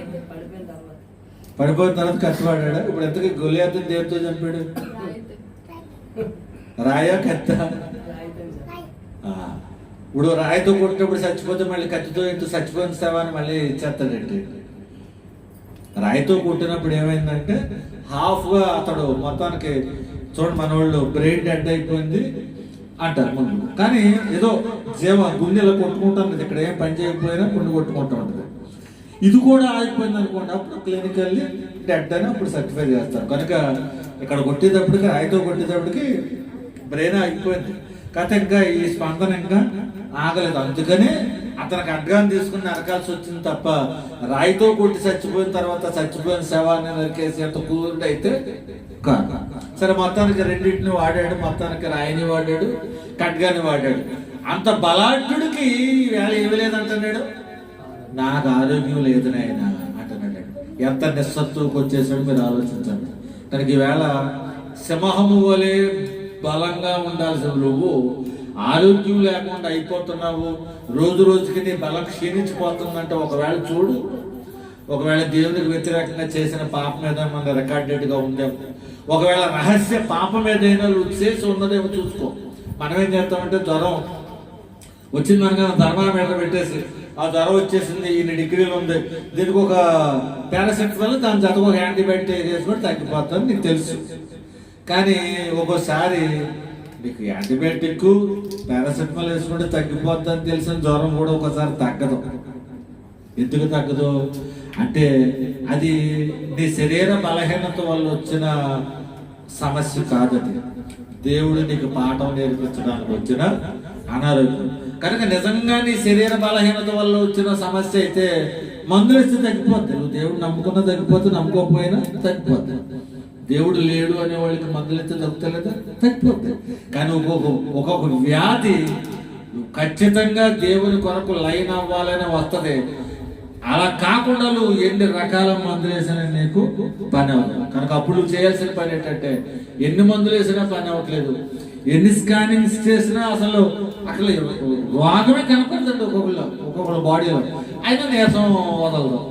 మంచం నుంచి లేగలేడు, డాక్టర్ దగ్గరికి వెళ్తేనేమో వేలు తీసేసుకుంటాడు. అసలు ఏమీ లేదండి, కంప్లైంట్ ఏమి లేదండి, అన్ని బాగున్నాయి అంటాడు. చూసారు ఇలాంటి కంప్లైంట్స్ ఎప్పుడైనా? అదంటే అక్కడ డాక్టర్ స్కానింగ్స్ దొరకంది ఏంటంటే, ఇదిగో ఈ బైబిల్ స్కానింగ్ దొరికింది నాయన, శరీరంలో ఎటువంటి బలహీనత లేదు కానీ వాడు ఆత్మలోనే సరైన ఉద్దేశం లేదు కనుక ఇప్పుడు దేనికి ట్రీట్మెంట్ చేయాలి?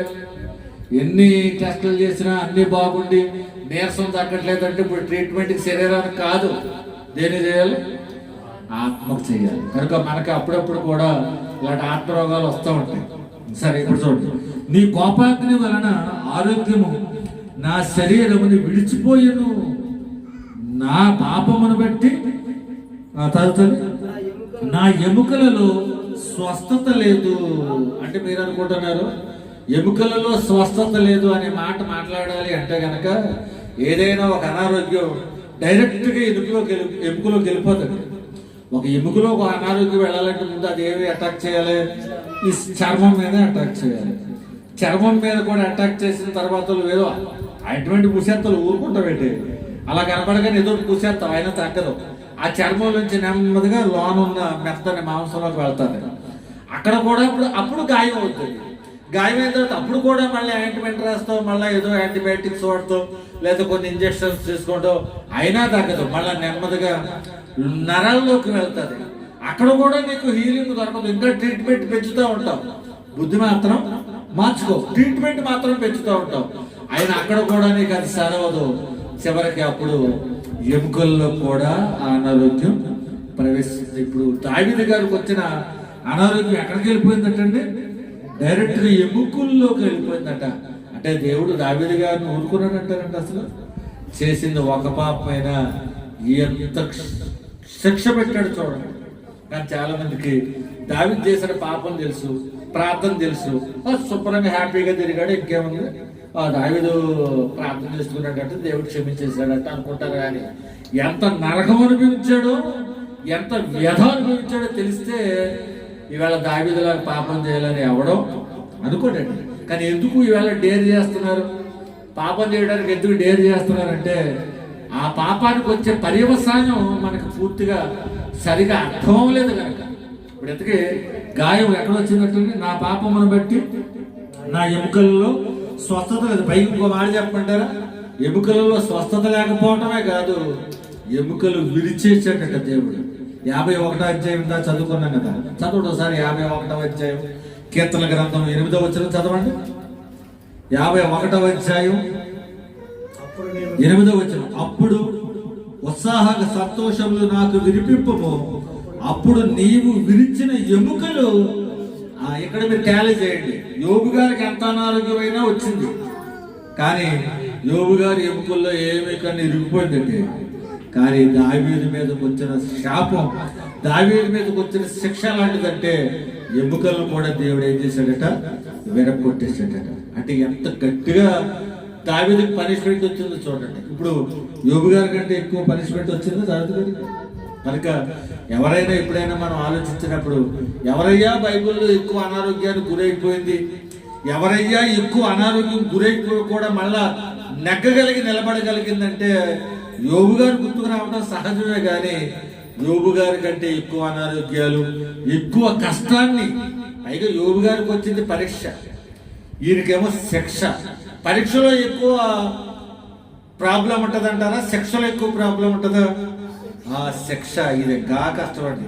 కనుక ఇక్కడికి వచ్చేసాడు. నన్ను ఎక్కడికి 38కి వచ్చేస్తే 38కి వచ్చేస్తే నా పాపమును బట్టి నా ఎముకలలో స్వస్థత లేదు, నా దోషములు నా తల మీదుగా పొర్లిపోయినాయి. ఇక్కడ దావీదులో ఉన్న గొప్పతనం ఏంటంటే, ఇదేంటంటే ఇన్ని పాపాలు చేశాడు అంటున్నారు మీరే, దావీదంతా చెడ్డ చేశాడు అంటున్నారు, ఇంకా దావీదు గొప్పడు అంటున్నారు. ఏంటంటే ఇక్కడ అర్థం ఏంటంటే, చాలా మందికి వాళ్ళు చేసుకున్న తప్పులకు వస్తున్న పనిష్మెంట్ను కూడా గుర్తించలేదండి.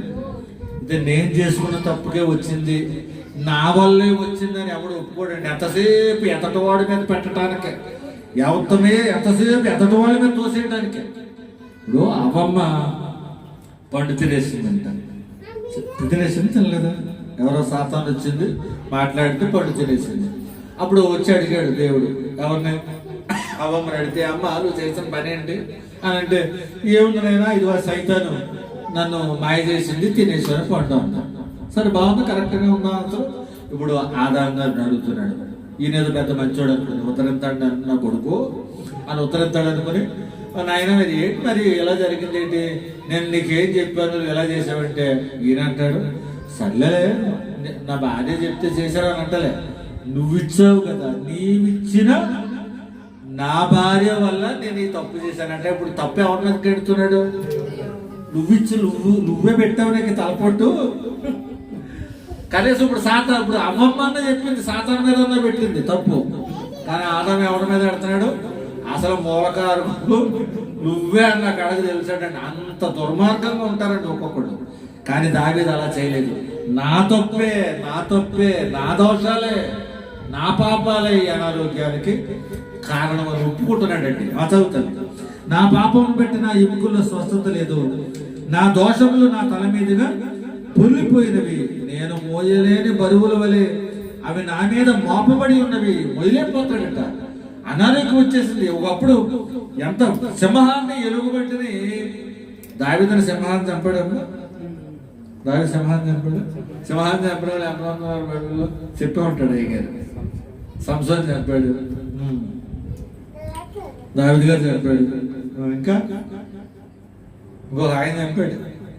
తర్వాత నిదానంగా బైబిల్ చదివి ఆయన పేరెంట్స్ చూసి చెప్పండి. సరే, సింహాన్ని చంపాడు, ఎలుగుబట్టిని చంపాడు అని అంటాం కదా.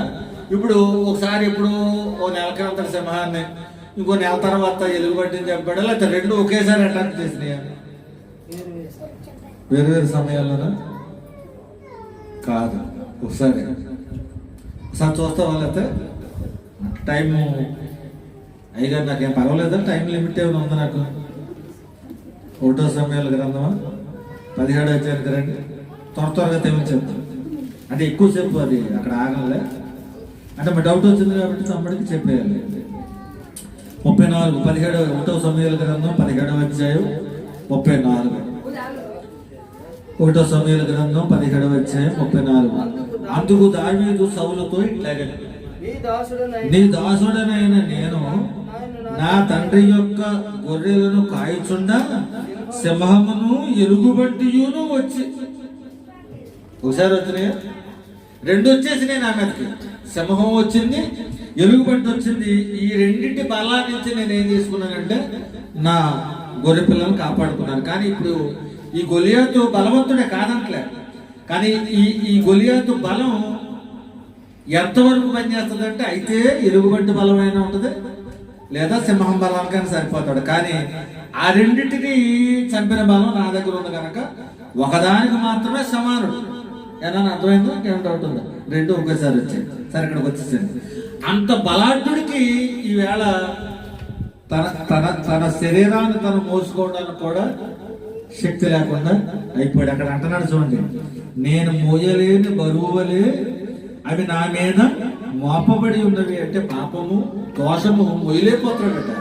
అంటే తన శరీరం కూడా తనకు ఏమైపోతుందంటే బరువు అయిపోయిన పరిస్థితి వచ్చింది. ఆ తర్వాత నా మూర్ఖత వలన కలిగిన నా గాయములు దుర్వాసన గలవై స్రవించుతున్నవి. దావీదు గారి గాయాలు ఏమొచ్చేస్తున్నాయంటే, ఎక్కడో ఉన్నాడు పేషెంట్, ఆ వీధి చివరిన బయలుదేరేటప్పటికి అక్కడే కుటుంబం వచ్చేస్తుందట. అంటే దుర్వాసన రావాలంటే ఏమైపోవాలి, ఆ పార్టస్ అంతా కూడా కుడిపెట్టేయాలి. అంటే దావీదు బ్రతుకుండగానే తన శరీరం ఏమైపోయిందంటే కుళ్ళిపెట్టేసింది. ఇంకా కొన్ని మాటలో చెప్పాలంటే పురుగు పట్టేసే ప్రమాదం కూడా ఉంటుంది. పురుగు పట్టకపోతే స్మెల్ అంత తొందరగా రాదు. కనుక దావీదు ఎంత శిక్షణ అనుభవించాడో చూడండి. చాలా ఈజీగా తీసేసుకుంటారు ఈవేళ. ఆ దావీదు పాపం చేశాడు, ప్రార్థన చేసేసాడు, హ్యాపీగా ఉన్నాడు. ఇటు అంత హ్యాపీగా ఉన్నాడు, అంత ఈజీగా పాపం చేసేసి హ్యాపీగా ఉన్నట్టు. కనుక నా గాయములు, నా మూర్ఖత్వం వలన కలిగిన నా గాయములు దుర్వాసన గలవై, చూడండి దుర్వాసన గలవై, ఆ గాయాల నుంచి వచ్చిన ఆ కుళ్ళు కప్పు లేకపోతే ఆ రసం లేకపోతే ఆ చీము ఏదైతే ఉందో అది స్రవిస్తుందంట. అంటే ఫ్లోట్ అవుతుంది, శరీరం నుంచి ఎదురు ప్రవహిస్తుంది. ఉన్న చోటే ఉండలేదు. అంటే తను పడుకున్న పరుపు మీద నుండి కూడా ఆయన శరీరంలో కారుతున్న ఈ ఏంటది ఒక చెడు వాసన కొట్టి ద్రవాలు అలా లిక్విడ్గా కారుతూ ఉన్నాయట. కాబట్టి ఎవరికైనా గాయాలు వచ్చి ఏదైనా చిన్న చీవులాడిది కారితేనే మనం సరిగ్గా చూడలేము. చిన్నపిల్లల్లో ముక్కుల్లో ఎంత అంత చీవుడు పెట్టుకుని ఉన్నారనుకోండి, ఎవడో చూస్తాట వాళ్ళక అసలు ముక్కులో చీవుడు చూస్తాకే చిరాక నీకు. అలాంటి మీ పిల్లలు కాబట్టి తీసుకుంటారులే. ఎతటోడు పిల్లలు ఇలా ఎగేసి తెగేసి ఎగేసి తెగేస్తాడు అనుకోండి, చిరాకు వచ్చేదా. అలాంటిది ఆ శరీరంలో కుళ్ళిపోయిన వాసన వస్తున్న ద్రవాలు స్రవిస్తున్నాయంటే ఫ్లోట్ అవుతున్నాయి. ఇప్పుడు ఆ ఫ్లోట్ అవుతున్న ఆ ద్రవంలో వాసనతో పాటు ఇలాగ కొన్ని పురుగులు కూడా సంచరిస్తూ ఉంటాయి. అప్పుడు ఎంత భయంకరంగా ఉంటుంది. ఎక్కడో దూరంగా ఉన్నవాడికి వాసన వచ్చి వాడే ముక్కు మీద వేసుకుని ముక్కు నిండా కొట్టాటం పెట్టుకుంటే, ఇప్పుడు ఆ కష్టంలో ఉన్నాడే, ఆ దుర్వాసన వస్తున్న బాడీలో ఉన్నాడే. ఇప్పుడు దావీదు గారు హృదయం కానీ దావీదు గారి ప్రాణం కానీ ఎంత కొట్టిమిట్టాడుతుందో చూడండి. ఇప్పుడు ఎంత బాధ ఉంటుందో. నా చదువు నేను శ్రమ చేత మిక్కిలి కృంగి ఉన్నాను, దినమెల్లా దుఃఖాక్రాంతుడనై సంచరించుతున్నాను. నా నడుము తాపముతో నిండి ఉన్నది. అంటే నడుము నిలబడటం లేదట, స్పైనల్ కార్డు పడిపోయింది. ఈ తాపం అంటే ఇక్కడ నిలబడట్లేదు. ఒక మగ వ్యక్తికి ఈ స్పైనల్ కార్డు పోయిందనుకోండి ఎంత కష్టం ఉంటుంది. నా నడుము నిలబడలేకపోతున్నా, తాపంతో ఉంది, నన్ను నొప్పి తట్టుకోలేకపోతున్నాను. నా శరీరంలో ఆరోగ్యము లేదు. లేదు అంటే అర్థం ఏంటంటే, మీ బ్యాంక్ అకౌంట్ ఉందనుకోండి, బ్యాంక్ అకౌంట్లో 0 అని ఉందనుకోండి, ఏముందో పుస్తకం ఉందో పర్లేదని అనుకుంటారే ఎవరన్నా. ఆ పుస్తకం పెట్టుకుని ఎవరైనా ఎక్కడికైనా పని మీద వెళ్ళిపోయి, ఇదిగో బ్యాంక్ అకౌంట్లో 0 ఉన్నా పర్లేదు, ఈ పాస్ పుస్తకం ఉంది కాబట్టి నాకు అన్ని పనులు అయిపోతాయని ఎవడన్నా అనుకుంటాడు. అలాగే ఈవేళ శరీరం అయితే ఉంది అని అనిపించుకుంటాం తప్ప అందులో ఆరోగ్యం అనేది ఏ కణంలో కూడా లేదు అంటున్నాడు. ఆయన తెలిసిపోతుంది. ఆయన శరీరంలో ఉన్న అనారోగ్య సమస్య ఏంటో ఆయన తెలిసిపోతుంది. ఆయన బాడీ కండిషన్స్ ఆయనకి అర్థమైపోతున్నాయి. అనుకుని అంటున్నాడు, నా శరీరంలో అసలు అనారోగ్య సూచన. ఇప్పుడు శరీరం అంతా బాగుండి ఎక్కడో చిన్న అనారోగ్యం ఉంటేనే తట్టుకోలేదు.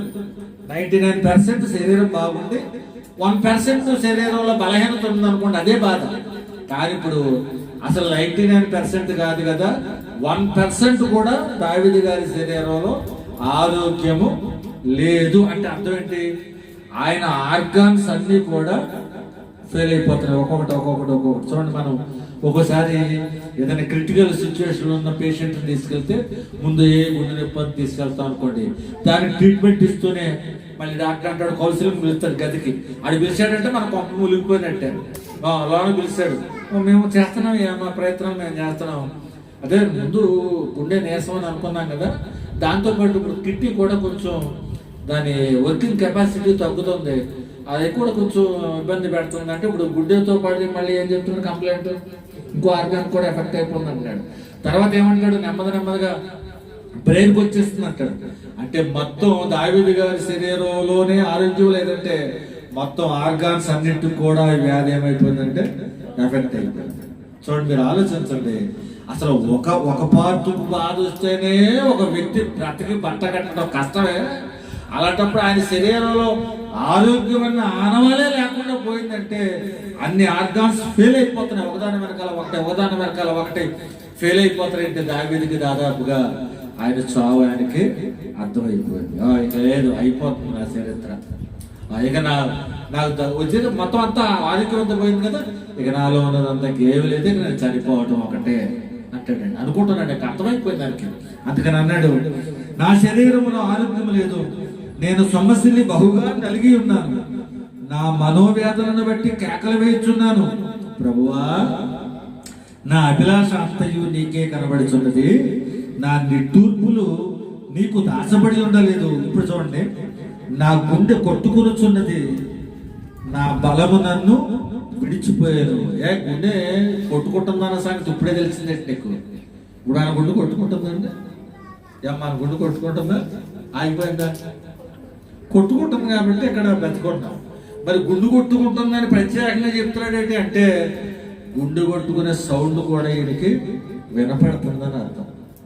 అంటే నీ ఒంట్లో సత్తువ ఉన్నప్పుడు నీ హార్ట్ బీట్ పెద్ద నీకు వినపడదు, కానీ బాగా నీరసం అయిపోయినప్పుడు, బాగా ఒళ్ళంతా నిస్సత్తు వచ్చేసినప్పుడు చిన్న సౌండ్ కూడా, ఈ మూత సౌండ్, ఈ సౌండ్ కూడా మనం బేర్ చేయలేము. ఏ పాటి సౌండ్ కూడా బేర్ చేయలేము. ఇంకా నీరసం ఎక్కువైపోతే మూత సౌండ్, ఇది ఇలాంటి కంజర్ సౌండే కాదు, నీ గుండె సౌండ్ కూడా నువ్వు తట్టుకోలేవు. నీ గుండె సౌండ్ వింటాను కూడా నీకేమైపోతుందంటే కష్టమైపోద్ది.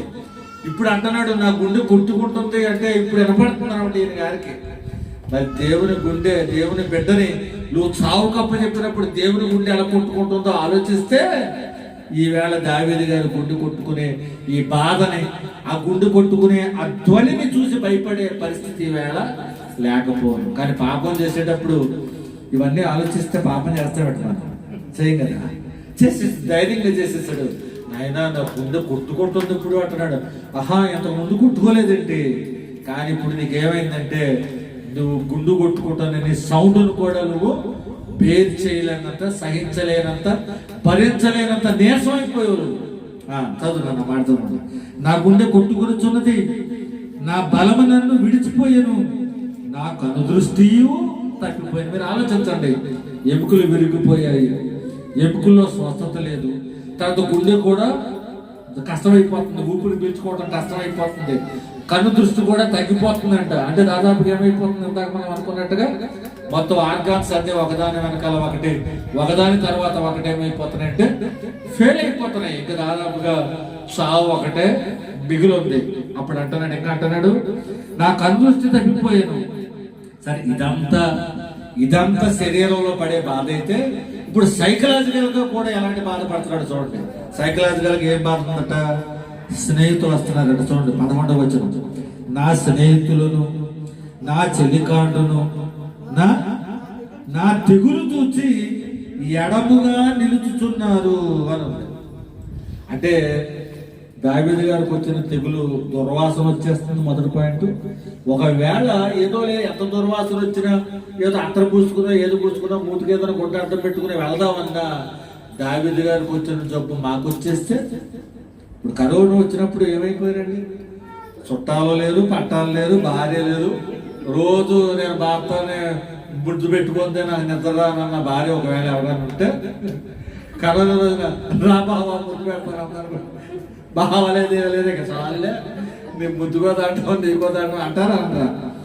అంటే ఈవేళ పరిస్థితి ఏమైపోయిందంటే, స్నేహితులు కానీ హితులు కానీ దావీదు దగ్గరికి వెళ్తే ఇప్పుడు ఆ జబ్బు మాకు ఎక్కడ వస్తే మేము ఎక్కడ చచ్చిపోయేంత భయంకరమైన జబ్బు ఎదికి వచ్చింది. కానీ యోబు గారి దగ్గరికి నలుగురు స్నేహితులు వచ్చారు, తర్వాత 4వ వాడు వచ్చాడు. అబ్బో, కొన్ని రోజులు మాట్లాడారు, స్నేహితులు మాట్లాడగలిగిన జబ్బు అయింది. కానీ ఈవేళ స్నేహితులు కూడా దగ్గరికి రావడానికి కూడా వీలు లేని జబ్బు వచ్చింది. దీనికి ఎవరికి ఎక్కువ వచ్చినప్పుడు ప్రాబ్లం దావీదు గారు. కనుక చూడండి, నా స్నేహితులను, నా చెలికాండును, నా తెగులు చూచి ఎడముగా నిల్చున్నారు, నా బంధువులు దూరముగా నిల్చుతున్నారు. బంధువులు మీరు అనుకుంటున్నారు, అబ్బో మా బంధువు ఏమంటే మా రక్త సంబంధికులు. రక్త సంబంధికులైనా నేను మాట చెప్తుంటానండి, మా సంఘంలో ఎవరిని నమ్మకూడదు, అందరినీ ప్రేమించాలి. ఇవి కూడా మీరు గుర్తుపెట్టుకోండి, అందరినీ ప్రేమించండి, ఎవరిని నమ్మకండి. ఎవరిని నమ్మకండి అని ఈ మాటలో కన్న వాళ్ళని నమ్మకండి, కట్టుకున్న వాళ్ళని నమ్మకండి, కనుక్కున్న వాళ్ళని కూడా నమ్మకండి. 3 కాకుండా కన్నవాళ్ళు వాళ్ళే నమ్మటానికి లేదు. ఈవేళ కన్నవాళ్ళే ఆస్తి తగాదాలు వస్తే పిల్లల తలలు బద్దలు కొట్టేసే వాళ్ళే ఈ పెద్దోళ్ళు. ఒకసారి లేరా ఇలాంటి వాళ్ళు ఆస్తుల పంపకాలకు వచ్చినప్పుడు తండ్రులే బిడ్డల మీద దాడి చేసిన వాళ్ళు ఉంటారు. అలాగే కట్టుకున్న వాళ్ళు ఎంతమంది ఈవేళ అఘాత్యాలకు పాల్పడతలేదు. కనుక్కున్న వాళ్ళు, అబ్బో నా బిడ్డ నేను కనుక్కున్నాను, నేను నోములు నోచి కన్నాను, నా నెత్తి మీద ఇంత రాయి పెడుతుందని అనుకుంటున్నావా? పెడతారు, కంగారు పడ. ఓ రోజు వస్తుంది, అప్పుడు నువ్వేవో మురిపాలు మురిసిపోయి, ఇప్పుడు తెగ మురిసిపోయి ఓ లాలిపాటలని పాడేస్తున్నావు కదా. చూడండి, సోషల్ మీడియాలో చూడండి, తల్లిదండ్రులని ఎలా తొంతున్నారు. తల్లిదండ్రులు ఈడ్చి మంచాల మీద ఉన్న వాళ్ళు కూడా ఈడ్చి ఎలా బయట పడేస్తున్నారో చూడండి మీరు. అప్పుడు అర్థమవుతుంది, నిజమే కదా, కన్న వాళ్ళని నమ్మడానికి లేదు, కాబట్టి ఎక్కడో తప్పు చేసేస్తారు. తప్పు చేస్తే ఏదో గర్భం వచ్చేస్తుంది, అది బాబాషం చేయడానికి వీలుండదు. సరే ఎక్కడో చాటుగా మాటుకో డెలివరీ అయిపోతే ఉంచుతారు, జాగ్రత్తగా ప్లాస్టిక్ సంచులో మూట కడతారు. ఎవరు లేని సమయాలు తీసుకెళ్ళి కుప్ప తొట్టులో పడేస్తారు. లేదా ఇలాంటి తల్లిదండ్రులు, ఇలాంటి ఆడబిడ్డలు లేరు. చాలా జాగ్రత్త సుమ. కనుక ఈవేళ ప్రేమ, అనురాగం, ఆప్యాయత ఇవన్నీ కూడా ఏదో డైలాగ్సే తప్ప ఎక్కడ కూడా నిజాయితీగా ఎక్కడ దొరకవు. ఒకవేళ మీరు అనుకుంటున్నారు అంతే.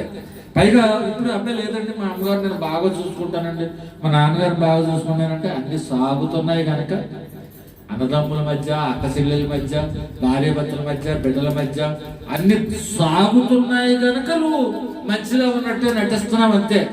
నువ్వు అనుకున్నది సాగదు అనుకున్న రోజున ఖచ్చితంగా నివారణలు విడిచిపెట్టి వెళ్ళిపోవటానికి సిద్ధం. అవునా కదా? కనుక ఇవన్నీ ఈ బంధాలను ఏమో నమ్మకండి, ప్రేమించండి. మీ ఓపుకున్నంత వరకు ప్రేమించండి. కానీ ఎవరు కూడా మనల్ని ఉద్ధరిస్తారనే నమ్మకాలు మాత్రం పెట్టుకోకండి. ఎవరి మీద నమ్మకాలు పెట్టుకోవద్దు. ఇక్కడ అదే అయిందట, నా బంధువులను దూరంగా నిల్చుతున్నారు, నా ప్రాణము తీయ చూచువారు ఉదులు కొట్టుతున్నారు. అసలే ఇక్కడ చచ్చిపోయే పరిస్థితులు ఈడుంటే ఒకవేళ ఈ సిచ్యువేషన్ నుంచి కూడా బయటకు వచ్చేస్తే కనుక ఆడెవడో అక్కడ 4 పెట్టాను, ఎక్కడ ఒక 6 పెట్టాను, ఎక్కడ ఒక 9 పెట్టాను, అక్కడ 10 మంది పెట్టాను అంటాడు. అలాగా గారు ఇది జబ్బులు నెప్పుకొచ్చినా బయట మాత్రం రానివ్వడం, అక్కడైనా వేసేద్దాం చూస్తున్నారట. ఇప్పుడు ఆవిడ గారి పరిస్థితి ఎలా ఉంటుందో చూడండి. శరీరంలో సుఖం లేదు కాబట్టి సైకలాజికల్ గా కూడా ఈయనకి సుఖం లేదు. అంటే ఒకటి పాపం చేశారనే బాధ ఒకవైపు పడుతూ ఉంటే ఇదిగో నన్ను చంపేయటానికి చూస్తున్నారట. నా ప్రాణము తీయ చూచువారు ఉదులు పట్టుచున్నారు, నాకు కీడి చేయ చూచువారు హానికరమైన మాటలు పలుకుచు దినమెల్లా కపటోపాయములు పలుకుతున్నారు. ఎక్కడ? ఈ దగ్గరే చూడండి. ఎవరి మీదైనా మనం ఏదైనా వాళ్ళకి దాడి చేయాలి, వాళ్ళ మీద ఏదైనా మనం కుట్ర పన్నాలనుకున్నప్పుడు వాళ్ళ దగ్గరకు వచ్చి మాట్లాడతావా, లేదా దూరంగా ఎక్కడైనా సీక్రెట్ గా మాట్లాడుకుంటావా? దూరంగా ఎక్కడో సీక్రెట్ గా మాట్లాడుకుంటారు. కానీ దావిది దగ్గర ఈడెక్కలు ఎక్కుతాడని అక్కడ ప్లాన్ చేసుకుంటున్నారంట. దావిది ఎలాగొస్తే ఇక్కడే చేద్దాం, ఎలా వస్తే ఇక్కడే చేద్దాం, వాళ్ళు ఎక్కడో లేస్తే కనుక ఇలా చేసేద్దాం అని అక్కడే కపటోపాయములు పన్నుతున్నారట. ఈయన పరిస్థితి చూడండి, ఈయనకి వినపడుతున్నాయట. ఎవడరా నా మీద కుట్ర పడుతున్నాడు లెగిస్తాక ఎక్కడ దమ్ముంది కనుక ఎన్నట్టు నాకు వినపడతలేదన్నట్టు చూస్తున్నాడట. వాళ్ళ ప్లాన్స్ అన్ని ఎట్టనాడు. మీరు ఆలోచించండి, ఎంత నిస్సహాయ పరిస్థితుల్లోకి వచ్చేసాడు. నిన్ను చంపడానికి వాళ్ళు ప్లాన్ చేస్తున్నా ఒకవేళ విన్నట్టుగా అనిపిస్తే నా మీద ఎక్కడ దాడి చేస్తారని అంటే నేను వింటలేదు, నాకు అసలు ఏం తెలదు అంటే ఇప్పుడు ఎలా ఉన్నాడంటే పరిస్థితి, వీడికి శివుడు కూడా వచ్చేసింది, దావిది గారికి శివుడు కూడా పనిచేయట్లేదు అని వాళ్ళు అనుకుని అంత బాగా కాముగా ఉన్నాడని అర్థం. నిజంగా తీవ్రమైన పరిస్థితి కదండి. నీ శత్రువు నిన్ను చంపడానికి ప్లాన్ చేస్తున్నా నువ్వు విన్నా చూడండి. ఎవరైనా మనకి హాని తలపడిపోయారు, మనకు వ్యతిరేకంగా ఒక్క మాట మాట్లాడినా మనం రెచ్చిపోతామే. ఏంట్రాలు అలా మాట్లాడుతున్నాం, ఏంటమ్మా నువ్వు నా మీద ఎలా మాట్లాడుతున్నావు ఏంటని విరగదీసి పడిపోతామే. నీ మీద కపటోపాయములు చేస్తున్నా అవి నీకు వినబడుతున్నా విననట్టుగానే ఉంటున్నాడంటే ఏదో ఓపికేది? ఏది గులాబ్ మీదకి వెళ్ళి ఓపుకుందా? సింహం మీదకి ఎలుగుబంటి మీదకి వెళ్ళి ఓపుకుందా? అంత ఉందా నీకు? అంత లేదు ఈవేళ. ఎందుకు కారణం అంటే నువ్వు నిర్దాక్షిణ్యంగా నీ దగ్గర పనిచేస్తున్నావు. పని ఊరి ఎవరనుకుంటున్నారు? ఎవరు మన దావీదు గారు పర్సనల్ సెక్రటరీలో 30 మంది సైనికులు ఉంటారు, 3 ఆధిక్యులు ఉంటారు. ఈ పర్సనల్ సెక్యూరిటీలో ఉన్న 30 మందిలో ఒకడండి ఊరి అనే నీ పర్సనల్ సెక్యూరిటీలో ఒక్కడే మొత్తం నిర్దాక్షిణ్యంగా చెప్పేస్తే ఇక నువ్వు దేవుడికి ఎవరు నమ్ముతాడండి? నా హృదయానుసారుడు అనుకున్న వాడే అంత కుట్ర పడితే ఇక దేవుడు ఎవరి మీద ఈ బిడ్డ బాగుంటాడని భరోసా కలిగి ఉంటాడు. అంత దేవుని హృదయానుసారిగా పలికిన బ్రతికిన దావీదే అన్ని తప్పులు చేస్తే ఈవేళ మనం ఎన్ని తప్పులు చేస్తున్నామండి? ఇన్ని తెలిసిన ఆయన కనుక చాలా జాగ్రత్త అండి. కనుక దావీదు పాపం చాలా తక్కువే, కానీ దావీదు పాపానికి వచ్చిన పర్యవసానం మాత్రం చాలా ఎక్కువ. పాప మహాయితో 1% చేసి ఉండొచ్చు, కానీ చేసిన పాపానికి అనుభవించిన శిక్ష దాదాపు ఇది ఎంత కష్టం ఉంది. చదువు ముగించేసుకుందాం. నాకు కీడు చేయి చూచువారు హానికరమైన మాటలు పలుకుచు దినమెల్లా కపటోపాయములు పలుచున్నారు. చెవిటివాడనైనట్టు నేను వెనకై ఉన్నాను, మోగవాడనైనట్టు నోరు తెరుచుట మానితిని. నేను వినలేని వాడనైతిని, ఎదురు మాట పలుకలేని వాడనైతిని. కనుక ప్రియమైన దేవుని బిడ్డలారా, ఆలోచించండి. పాపం చేయటం చాలా ఈజీ అండి. పాప భోగము అని ఉంటుంది, ఎక్కడ హెబ్రీ పత్రికలో ఉంటుంది. అల్పకాలము పాప భోగము అనుభవించుట కంటే దేవుని బిడ్డలతో శ్రమ అనుభవించడం మేలు అని ఉంటుంది. అంటే భోగంగానే ఉంటుంది చేసినప్పుడు, తర్వాత ఉంటుంది ఆ భోగన్నర అవుద్ది. కనుక భోగాన్ని మైండ్లో పెట్టుకుని పాపం చేసి కమిట్ అయిపోతే తర్వాత ఈ రేషియోలో ఉంటుందండి. కనుక దావీదు పాపం అంత ఈజీగా ఏమీ సాల్వ్ ఏమీ అయిపోలే. పాపం చేశాడు, చాలా శిక్షింపబడ్డాడు. ఎప్పటికో తర్వాత పుట్టిన బిడ్డలు కూడా, కడుపున పుట్టినోడు కూడా చచ్చిపోయాడు.